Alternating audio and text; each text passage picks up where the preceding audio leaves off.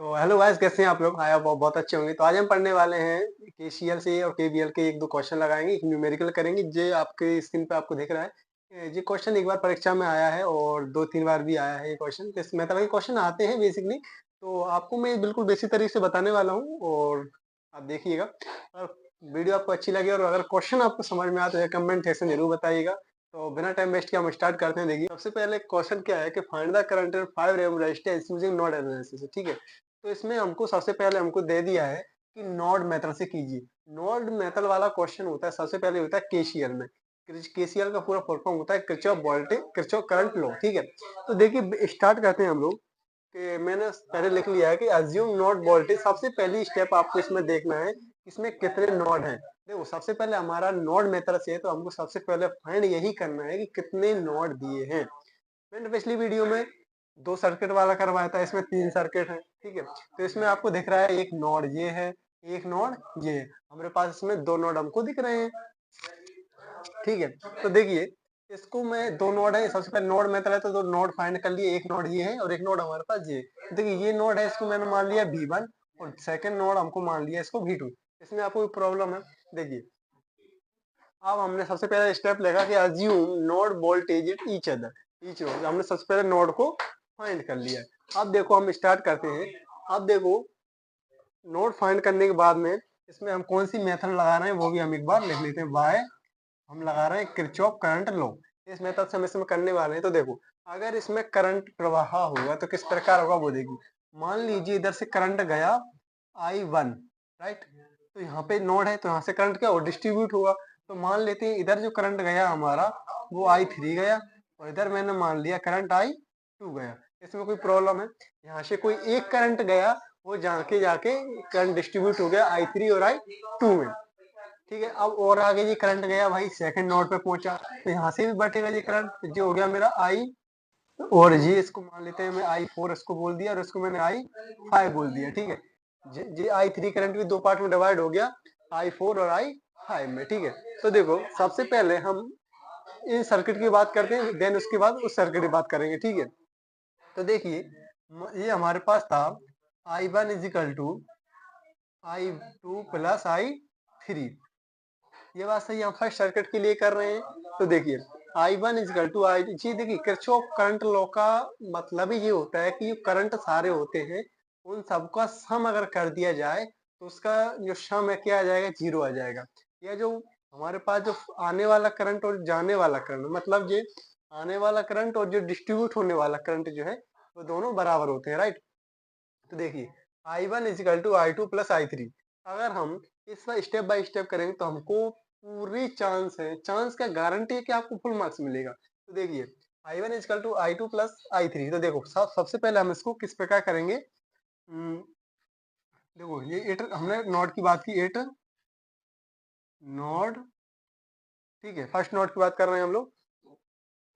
देखो सबसे पहले अब ये बात आपको बिल्कुल ध्यान से सुनने वाली है कि देखो जी 30, अगर हम इधर से स्टार्ट करते हैं, हम इधर उधर से भी स्टार्ट इसको कर सकते हैं, इसमें कोई बात नहीं। देखो हम इसको फॉर्मूला लगाते हैं कि देखो आपको सबसे पहले इसके जानने से पहले ओम का नियम एक बार मैं आपको याद दिला देता हूँ कि ओम का नियम होता है जो करंट वोल्टेज होता है जो करंट के प्रोपोर्शनल होता है, राइट। इसको हम हटाते हैं, जो होता है आई आर। यहाँ से जो आई का वैल्यू निकलता है वो होता है वी अपॉन आर। ये अपन को आगे काम आएगा, तो मैंने अभी से आपको लिख के बता दिया। ठीक है, तो देखो यहाँ से जो वोल्टेज है हमारा, वोल्टेज कितना दिया है 30, तो मैंने लिख लिया यहाँ पे 30।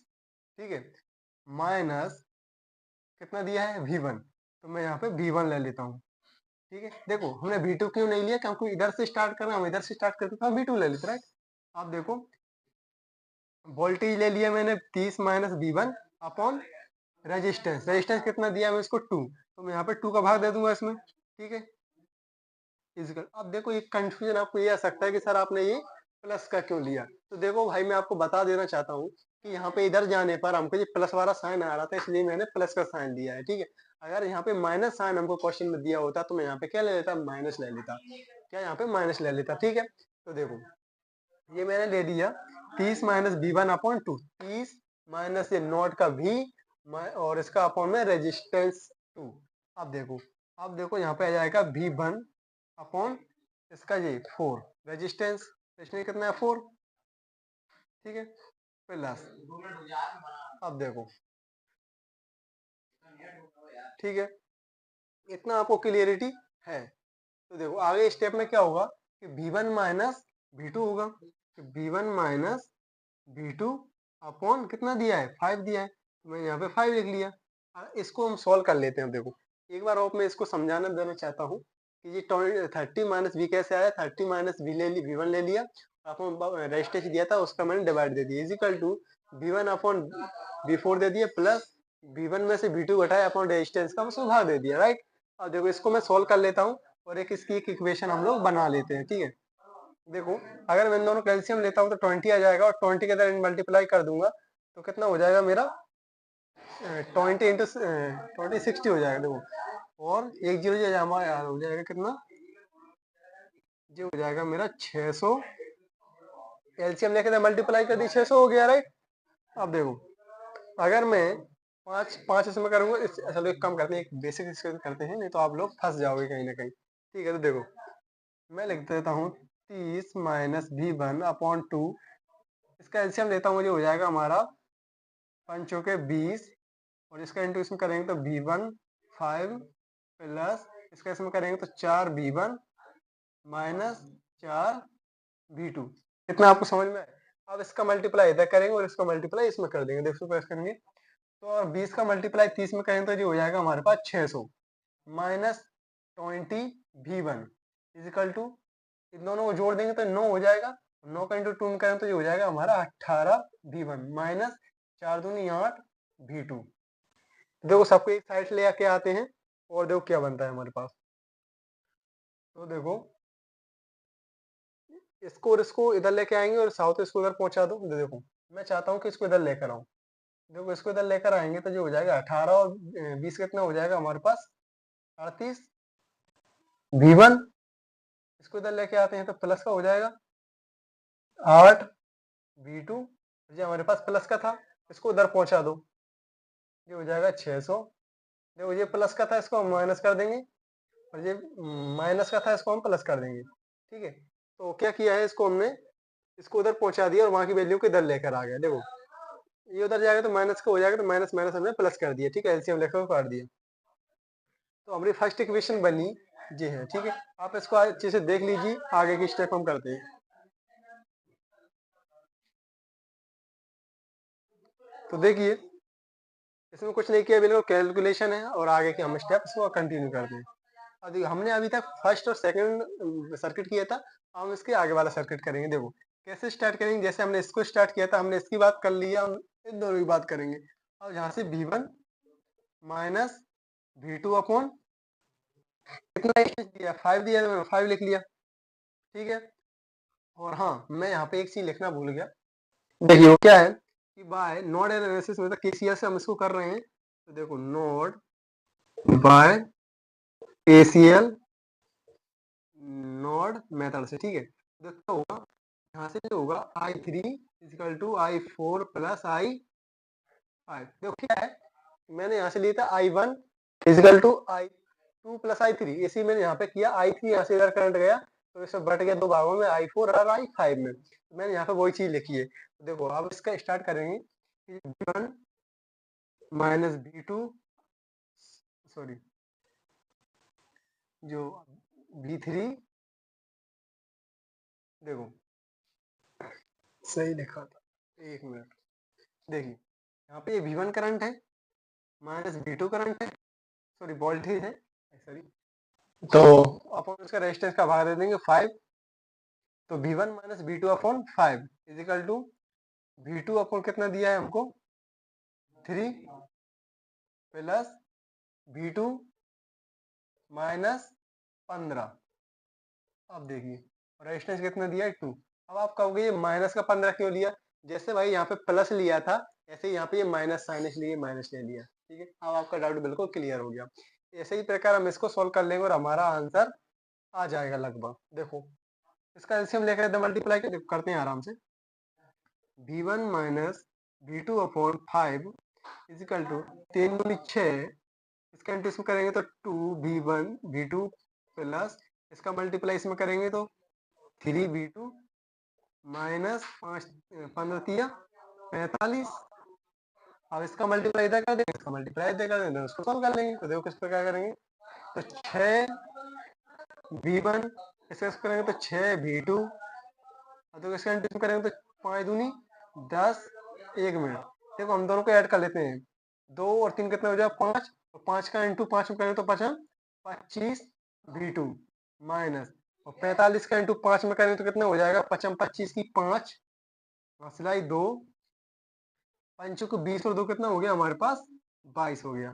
ठीक है, इसको हम सॉल्व कर लेते हैं, इसको इधर लेकर आते हैं तो कितना हो जाएगा 6v1 इसको इधर कर लेंगे, ये इधर आ जाएगा तो 25 और 6 कितने हो जाएगा -31 हो जाएगा 2 और इसको हम इधर ही ले लेते हैं 225 को, इसको इक्वेशन हम 2 मान लेते हैं और इसको हमने इक्वेशन 1 मान लिया है। अब देखो जैसे ही हम इस इक्वेशन को सेकंड इक्वेशन को दोनों को ही हम कैलकुलेटर की सहायता से सॉल्व कर लेते हैं, राइट। तो देखो मैं कैलसी का यूज करता हूँ, आप भी कैलसी का यूज कीजिए क्योंकि कैलकुलेशन में गलत होने के चांस इसके ज्यादा होते हैं। ठीक है, अगर आप कैलसी आपके पास है तो इसका अगर आपको यूज करना है तो मैं आपको एक अलग से वीडियो बना दूंगा। ठीक है, तो आप बेसिकली अभी मैं आपको करके दिखा देता हूँ। तो देखो फर्स्ट इक्वेशन मेरी है, ए का मान दिया मुझको 38 तो मैंने 38 डाल दिया इक्वल टू -8 मुझको दिया 600 तो मैंने 600 डाल दिया। अब देखो यहाँ पे 6 दिया है इक्वल टू -31 और सी का मान दे दी 225। तो देखिए यहाँ पे मेरे मान आ चुके हैं, वोल्टेज V1 और V2, देखो दोनों ही मान मेरे पास आए हैं। मैं यहाँ पे लिख देता हूँ कि बीन कैलकुलेशन से तो V1 का मान आया मेरे पास 18.05 और V2 का जो मान आया मेरे पास वो आया मेरे पास 10.75। ये दोनों हमारे पास वोल्टेज आ चुके हैं। देखो अब इसके बाद हमारा अभी इसका फाइनल आंसर नहीं आया है, इसे लाने के लिए हमको एक मेथड करनी होगी। तो देखो मैं यहाँ पे लिख देता हूँ क्योंकि ज्यादा बड़ा बचा नहीं। देखो हमसे पहले क्या बोला था 5 रेजिस्टेंस पे हमको निकालना है, तो 5 रेजिस्टेंस हमको यहाँ पे दिया है, इन दोनों के बीच का हमको रेजिस्टेंस निकालना है। तो फॉर्मूला क्या बताया था मैंने, I equal to V upon R। तो वोल्टेज मैंने कितना निकाला है V1 माइनस V2 दोनों को माइनस कर देंगे तो देखो फॉर्मूला क्या बनेगा I इक्वल टू तो V1 माइनस V2 अपॉन 5 पे हमको बोला है तो 5 लिख देंगे। अब देखो I इक्वल टू V1 का मान कितना निकाला है मैंने 18.05 कितना है 18.05 माइनस 10.75 अब भागित 5। इनको भी हम कैलकुलेटर सॉल्व कर लेंगे तो कितना आएगा, जितना भी आप यूज कर सकते हैं कैलसी का यूज करना है एग्जाम में। ठीक है, देखो मैं कैलसी से इसको सॉल्व करता हूँ, देखो कितना आएगा, एक मिनट। हाँ तो देखो दिया है 18.05 माइनस 10.75 बराबर भाग दे देंगे 5 का। तो देखो हमारे पास जो आंसर आया आई करंट जो आया हमारे पास 1.46 एम्पियर, ये हमारा फाइनल आंसर आ गया है। हमसे बोला था कि 5 ओम रेजिस्टेंस में हमको करंट फाइंड करना है तो हमने कर दिया है। देखो एक बार और इसको समझाता हूँ, बिल्कुल ध्यान से सुनिएगा। हमको करंट फाइंड करना था 5 ओम रेजिस्टेंस पे, हमको सर्किट गिवन था, आपको एग्जाम में भी गिवन रहेगा। ठीक है, इतनी सोचने वाली आपको बात नहीं है। देखो सबसे पहले हमने अज्यूम कर लिया कि भाई कितने नोड का क्वेश्चन है, हमने देख लिया फर्स्ट और सेकंड 3 सर्किट है तो हमारा पक्का है कि 2 नोड तो होंगे ही, तो हमने नोड V1 और V2 मान लिया, right.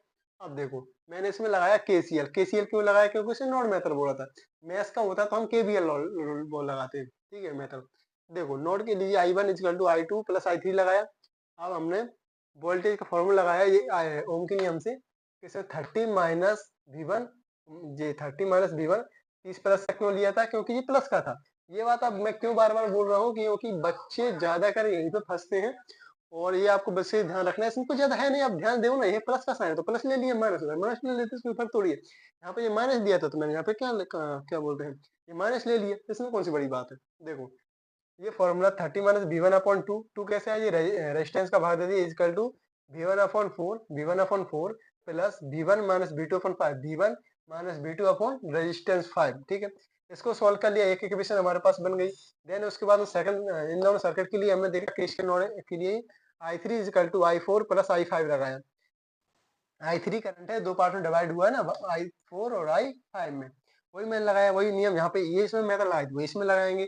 V1 minus V2 upon 5, तो मैंने 5 लिख दिया। फिर देखो इजकल टू V2 अपॉन 3, तो V2 अपॉन 3 लिख दिया। तो देखो V2 माइनस 15, देखो V2 माइनस का 15 क्यों लिए, माइनस साइन है, तो अपॉन 2 रेजिस्टेंस करवा दी। इसको सॉल्व करने पर हमारे पास ये दो इक्वेशन बन गई।